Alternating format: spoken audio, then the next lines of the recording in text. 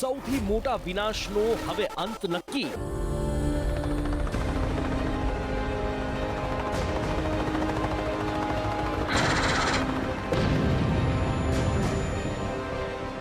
રોકાશે રશિયા, બચશે યુક્રેન.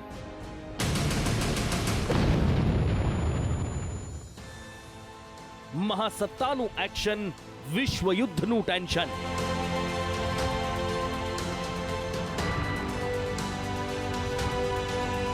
બ્રસેલ્સમાં મંથન, પોલેન્ડમાં નિરીક્ષણ.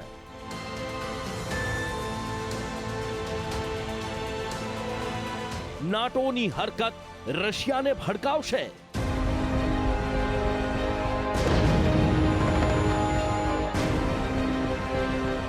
સૌથી મોટા વિશ્વયુદ્ધનું ફાઇનલ કાઉન્ટડાઉન શરૂ.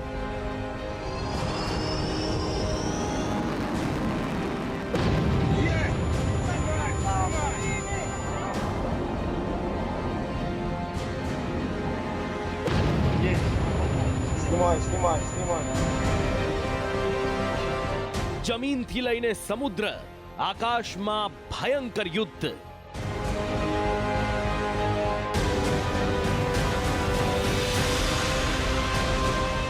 પુતિનની ધમકી નોતરશે વિશ્વયુદ્ધ.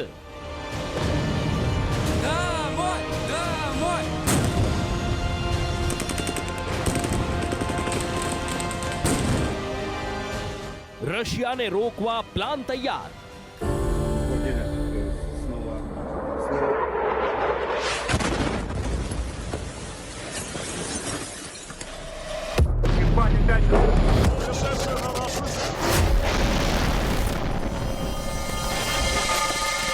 પુતિને નક્કી કરી દીધી યુદ્ધના અંતની તારીખ.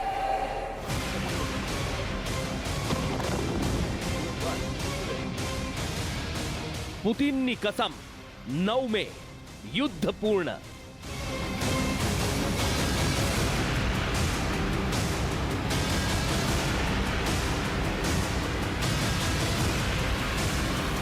યુક્રેનની તબાહીની ફાઇનલ તારીખથી ટેન્શનમાં યુક્રેન.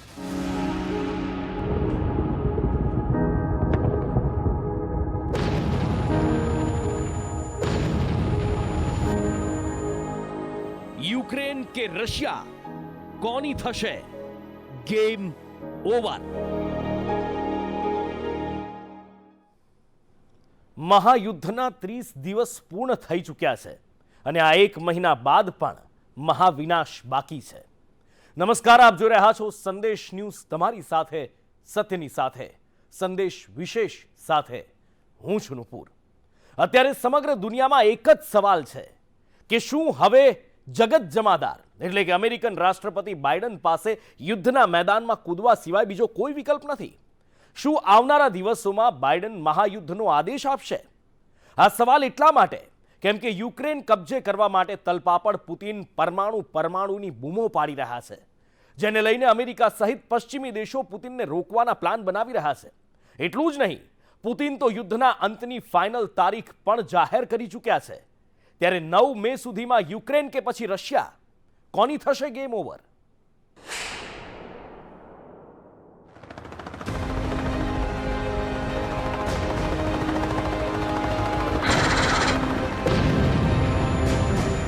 શું યુદ્ધની આ આગ હવે બુઝાવા જઈ રહી છે?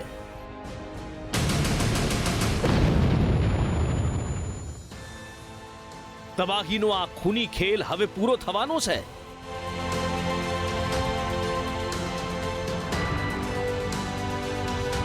શું પુતિને યુક્રેનને પરાસ્ત કરવાનો પ્લાન તૈયાર કરી લીધો છે?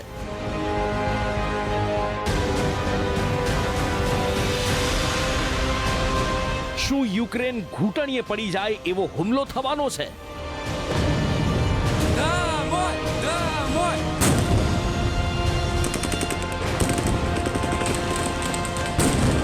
શું યુક્રેનનું નામો નિશાન મિટાવવાની તૈયારી થઈ રહી છે?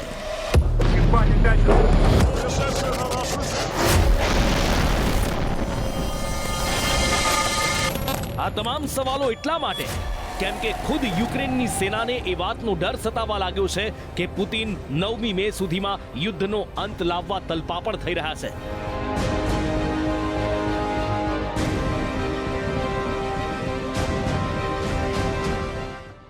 રશિયન સેનાને પુતિનનો આ સંદેશ સ્પષ્ટ રીતે આપી દેવામાં આવ્યો છે. 9મી મેના રોજ રશિયા વિજય દિવસ મનાવે છે. 9 મેની એ તારીખે નાઝી જર્મની પર જીતનો દિવસ મનાવવામાં આવે છે. આ અહેવાલ બીજે ક્યાંયથી નહીં પરંતુ યુક્રેનની સેના દ્વારા સામે આવ્યો છે. આ અહેવાલ એટલા માટે પણ દમદાર લાગી રહ્યો છે કેમ કે રશિયન સેના છેલ્લા કેટલાય દિવસોથી અંધાધૂંધ હુમલા કરી રહી છે. પુતિનની પલટન એક બાદ એક શહેરોને કબ્રસ્તાન બનાવી રહી છે. મારિયુપોલને તો જાણે જમીન દોસ્ત કરી દીધું હોય તેવું દેખાઈ રહ્યું છે. ખાર્કિવ પર સતત હુમલાથી તે બરબાદ થઈ રહ્યું છે. અને ઇરપિનને તો હવે શહેર કહેવું પણ યોગ્ય ગણાશે કે કેમ એ સવાલ છે. ચર્નીહેવ હોય કે કીવ, ઠેર ઠેર વિનાશના પુરાવા મળી રહે છે. પરંતુ આ બધાની વચ્ચે શાબાશી આપવી પડે યુક્રેનની દરિયાદિલીની, સલામ કરવી પડે યુક્રેનના સાહસને. પુતિનની મહાકાય સેનાને યુક્રેને જીતના દરવાજાની બહાર જ રોકાવા મજબૂર કરી છે. કીવ આજે પણ આઝાદ છે. 1 મહિના બાદ પણ પુતિન ઝેલેન્સ્કીનો વાળ પણ વાંકો નથી કરી શક્યા. પણ યુક્રેનને પણ ખબર છે કે બોખલાયેલું રશિયા કઈ હદ સુધી જઈ શકે છે. યુક્રેનનો આ ડર હકીકતમાં ખૂબ ગંભીર છે. જ્યારે એ વિચાર આવે કે શું સાચે જ રશિયા 9 મે સુધીમાં યુદ્ધનો અંત લાવવાનો પ્લાન બનાવી રહ્યું છે. કેમ કે પુતિન કંઈ પણ કરી શકે છે, કોઈ પણ હદ પાર કરી શકે છે, જીત માટે ગમે તે કિંમત ચૂકવી શકે છે. અને એટલા માટે જ રાસાયણિક હુમલાનો ભય અમેરિકા સહિતના પશ્ચિમી દેશોને સતાવી રહ્યો છે. બાઇડન વારંવાર ચેતવણી આપી રહ્યા છે રશિયા કેમિકલ હથિયારોનો ઉપયોગ કરવાની ભૂલ ન કરે. રશિયા યુક્રેનના સૌથી લાંબા યુદ્ધને લઈને મહાસત્તા અમેરિકા સહિત તમામ પશ્ચિમી દેશોમાં હલચલ તેજ થઈ ગઈ છે. બ્રસેલ્સમાં નાટોની ઇમરજન્સી બેઠકમાં ભાગ લીધા બાદ અમેરિકી રાષ્ટ્રપતિ જો બાઇડન પોલેન્ડના પ્રવાસે છે. યુદ્ધ વચ્ચે બાઇડનનો પોલેન્ડ પ્રવાસ કૂટનૈતિક અને સામરિક રીતે મહત્વનો છે.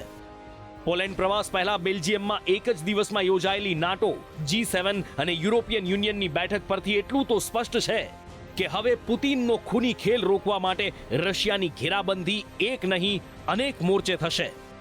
બ્રસેલ્સથી પોલેન્ડના પ્રવાસે જતા પહેલા બાઇડને પુતિનને સ્પષ્ટ સંદેશ આપ્યો કે જો યુક્રેન પર રાસાયણિક કે પરમાણુ હુમલો કરશે તો તેનો જવાબ યુક્રેન નહીં પરંતુ મહાસત્તા આપશે. બ્રસેલ્સમાં યોજાયેલી 3 બેઠકમાં રશિયાને ઘેરવા માટે 3 મોરચે પ્લાન તૈયાર કરાયો.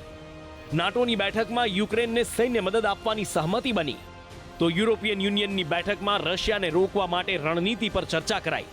એટલું જ નહીં, G7ની બેઠકમાં રશિયાને આર્થિક રીતે બરબાદ કરવાનો નિર્ણય લેવાયો. ટૂંકમાં કહીએ તો બ્રસેલ્સની બેઠક બાદ બાઇડનનો પોલેન્ડ પ્રવાસ રશિયા પર પ્રેશર વધારવા માટે કૂટનૈતિક રણનીતિનો જ એક ભાગ છે.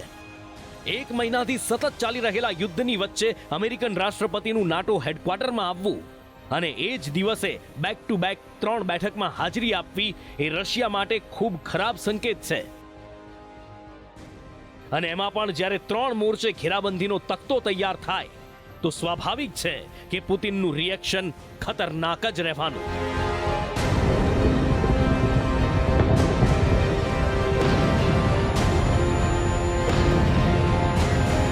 પુતિનના રિએક્શનની વાત કરીએ એ પહેલા નાટોની બેઠકમાં લેવાયેલા 5 મહત્વના નિર્ણયની વાત કરીએ તો નાટોની બેઠકમાં સૌથી પહેલો અને મોટો નિર્ણય એ લેવાયો કે હવે યુરોપમાં 4 નવી સેનાની ટુકડી તૈનાત કરાશે. સાથે જ બીજો નિર્ણય એ કરાયો કે બાલ્ટિકના બ્લેક સીમાં 8 જંગી ફૌજની તૈનાતી કરાશે. સાથે જ સમુદ્રમાં સબમરીનની પણ તૈનાતી કરાશે. એટલું જ નહીં, રશિયન સરહદ પર સેનાનો જમાવડો વધારાશે અને યુક્રેનને કેમિકલ પરમાણુ હુમલાથી બચાવાશે. જ્યારે રશિયા સામે નાટો નવો અધ્યાય લખવા તૈયાર થયું છે, અમેરિકન નેતૃત્વમાં યુરોપિયન દેશો તરોતાજા રીતે એકતા દેખાડી રહ્યા છે. જ્યારે નાટો પર પુતિનને જવાબ આપવાનું પ્રેશર વધતું જઈ રહ્યું છે, ત્યારે રશિયાની ઘેરાબંધી ચારે કોરથી થવા લાગી છે. અને આ વધતા પ્રેશરને જોતા એ વાતની શક્યતા ખૂબ મજબૂત બની જાય છે કે પરમાણુની રાડો પાડતા પુતિન હવે ગમે ત્યારે વિનાશકારી હથિયારોનો ઉપયોગ કરી શકે છે.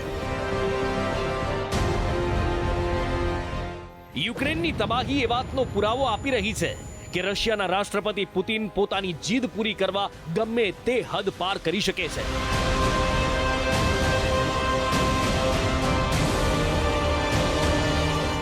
ભારતનો આ તાજ માથા પર પહેરવા માટે પુતિનને એક હસતા, રમતા અને ધબકતા શહેરને સ્મશાન જ કેમ ન બનાવવું પડે?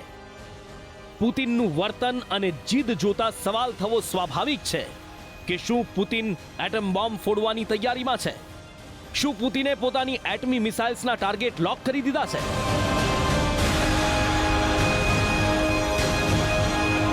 શું રશિયા પોતાની એટમી સબમરીનથી પહેલો પ્રહાર કરવાની તૈયારીમાં છે? આ સવાલોનો જવાબ પુતિન સિવાય બીજા કોઈ પાસે નથી. પરંતુ પુતિનના વધતા આક્રમણને લઈને દાવાઓ ચોક્કસ કરાઈ રહ્યા છે.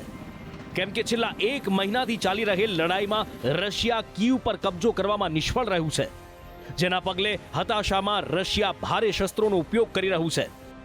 ગુરુવારે અમેરિકાની આગેવાની હેઠળ યોજાયેલી નાટોની બેઠકમાં યુક્રેનના રાષ્ટ્રપતિ ઝેલેન્સ્કીએ દાવો કર્યો કે રશિયા હવે હુમલા કરવા માટે ફોસ્ફરસ બોમ્બનો ઉપયોગ કરી રહ્યું છે. વધુ એક વખત રશિયાના આ હુમલામાં ઘણા વૃદ્ધો અને બાળકોના મૃત્યુ નિપજ્યા છે. મીડિયા રિપોર્ટ્સ મુજબ રશિયાએ બુધવારે રાત્રે યુક્રેનના લુહાન્સ્ક વિસ્તારમાં હુમલો કર્યો. કીવના ગવર્નરનું કહેવું છે કે રશિયાએ આ હુમલામાં મિસાઇલની સાથે ફોસ્ફરસ બોમ્બનો ઉપયોગ કર્યો. રશિયાના આ હુમલાને લઈને નાટો ચીફ જેન્સ સ્ટોલ્ટનબર્ગે રશિયાને ચેતવણી આપી છે કે જો તે રાસાયણિક અથવા જૈવિક હથિયારોનો ઉપયોગ કરશે તો આ યુદ્ધનો વિસ્તાર બદલાઈ જશે, કેમ કે આ આંતરરાષ્ટ્રીય કાયદાની વિરુદ્ધ ગણાશે. તમામ ચેતવણી, તમામ તૈયારી વચ્ચે પુતિનના હવે પછીના પગલા અંગે કંઈ પણ ગેરંટી સાથે કહેવું મુશ્કેલ છે. કેમ કે રશિયા પાસે રાસાયણિક હથિયારોનો ખજાનો છે. રશિયા પાસે સૌથી શક્તિશાળી પરમાણુ બોમ્બ છે.